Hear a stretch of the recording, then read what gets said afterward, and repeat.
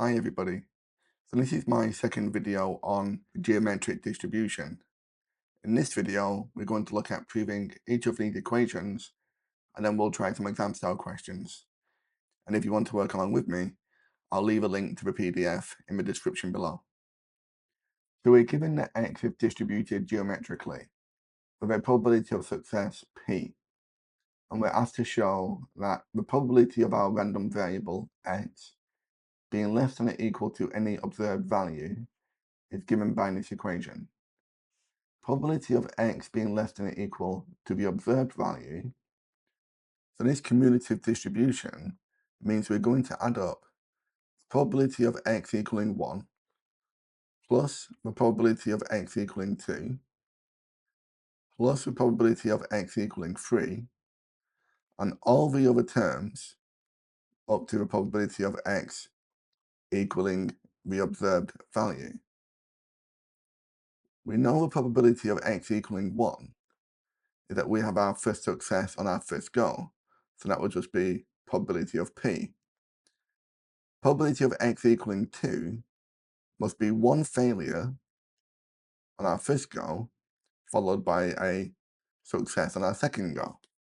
Probability of x equaling 3 will be two failures on our first and our second, so 1 minus p squared, and then a success on our third go. And we would add up all the terms in between, so our last one will be 1 minus p, so this many fails, now be x minus 1, because the last go will be the success, which is p to the 1, or just p. Now we can see this is just a geometric series, where our common ratio will be the 1 minus p.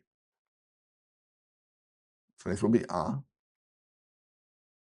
The first term we know is p, and the number of terms will be x. And the formula for a geometric series will be the sum up to n will be a times 1 minus r to the n over 1 minus r. So we can substitute in each of these values. So the probability of our random variable being less than or equal to the observed value will be a, which is p, multiplied by 1 minus r, which is 1 minus p, to the power of n, which is x, and then we'll close that bracket, over 1 minus r, and this is 1 minus p. We can tidy this up by expanding out the denominator. So we've got p times 1 minus p to the x. Then for our denominator, we'll expand out this bracket. We've got 1 minus for 1, so that will go. And the minus and the negative p will become positive p.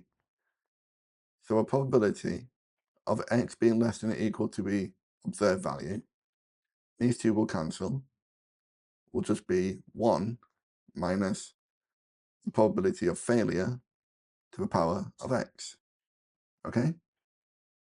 And then for part B, well, if we use a numerical example, let's say a probability of x being greater than or equal to 3, we know this will be 1 minus the probability of x being less than or equal to 2. So using this as an example, probability of x being greater than or equal to x will be 1 minus p, x being less than or equal to, we know the 2 is 1 less than the 3, so we want 1 less than the x, and then we'll close that bracket. And now we know that the probability of x being less than or equal to a value, we have that equation here. So all we need to do is replace this x with the x minus 1. So we'll have 1 minus 1 minus 1 minus p, and then we'll replace this x with x minus 1. We'll expand out the bracket. So 1 minus for 1, plus the 1 minus p to be x minus 1. And these two will go. So we'll get the probability of a random variable being greater than or equal to the observed value is 1 minus p to be x minus 1. Okay? So as we progress through this video, we're going to use each of these formulae here. Okay? Let's try example 4. Okay, so for example 4, we're told that y is distributed geometrically with a probability of success that's 1 over 6. For part A, work out the probability of the random variable being less than or equal to 3. So we're going to use this equation here. So a probability of x being less than or equal to 3 will be equal to 1, and then we'll have minus 1 minus p. We know p is 1/6. To the power of x, and this x is 3. So we'll have 1 minus the 5/6 to the power of 3. We can work this out, and we get 91 over 216. Part B, probability of x being greater than or equal to 4. Now we're going to use this equation. This will be 1 minus p, so 1 minus 1/6. So the power of x minus 1, x is 4, so this will be 3. So we'll have 5 over 6 to the power of 3, 125 over 216. And then for question C, the probability of x being less than or equal to 7, but greater than or equal to 2. Well, if we look at the range of values for x, we can have 1, 2, 3, 4, 5, 6, 7, 8, and so on. What we want is the x values from 2 to 7. So what we can do, we'll look at all the values of x from 7 to 1. So this will be the probability of x being less than or equal to 7. And then from this, we can take away this 1. So that'll be minus the probability of x equaling 1. And that will give us this range. So the probability of x being less than or equal to 7, we'll use this 1. This will be 1 minus p, which we know is 5/6, to the power of x, which is 7, minus the probability of x equaling 1, which is 1 over 6. We can work this out, and we get 0.7209 minus 1 over 6. This will give us 0.5542. Okay? Let's try one more question.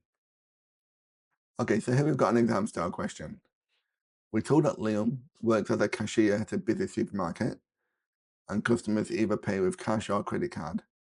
The probability that a randomly chosen customer pays with cash is 0.1, and we're given that each customer is independent. We've been asked to find the probability that the first customer to pay with cash is Liam's 7th customer, and that the first customer to pay with cash arrives after the 5th customer. So perhaps you want to try these questions yourself. You can pause the video, and when you come back, we'll go through the solution. Okay, so I'll come back if you had a go. So we know this is geometric. We're told that the probability is fixed and that the events are independent of each other. So we can say that x is distributed geometrically with a probability of success of 0.1, where x is a random variable, the number of customers needed. So for question A, the first customer to pay with cash is Liam's 7th customer. This is the probability that x equals 7. So this means the first 6 customers would have paid with credit card, so we'll have 0.9 probability of a fail to the power of 6. And then the 7th customer so the probability of 0.1 will be the success. We can work this out and we get 0.053. For question B, the first customer to pay with cash arrives after the fifth customer. So we want the probability of X being greater than 5. So more than 5 customers. This is the same as X being greater than or equal to 6, which means we can use this equation here. So we'll have 1 minus P to the power of X minus 1, which gives us 0.5905. Okay? Well, I hope that's given you an idea on how we can work with geometric distribution. If you found that helpful, please like and subscribe, and you can download the full lesson and read PDF that accompanies this video from my website, mrmathematics.com. I'll leave a link below.